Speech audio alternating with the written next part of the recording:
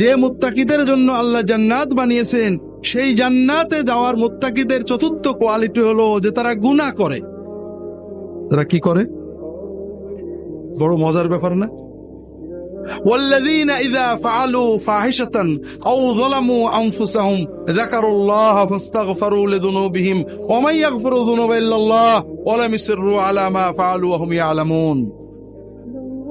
মুত্তাকি হওয়ার মানে নিষ্পাপ বেগুনাহ হয়ে যাওয়া না। আপনি নিয়ত করলেন আমি ওযু সহ থাকবো, আমি আর ওযু ছাড়া থাকবো না, তার মানে আপনার কোনোদিন ওযু ভাঙবে না নাকি? ভাঙবে। ভাঙার সঙ্গে সঙ্গে কি করতে হবে? ওযু করে নিতে হবে। ভাই, মানুষ নফসের প্ররোচনায়, শয়তানের প্ররোচনায় গুনাহ করে ফেলতে পারে। আল্লাহ যখন দেখেন শয়তানের প্ররোচনায় করেছে, করার ইচ্ছা ছিল না, বাদ দেওয়ার চেষ্টা করেছে, সঙ্গে সঙ্গে তওবা করতে হবে। আল্লাহ বলছেন যারা যদি কখনো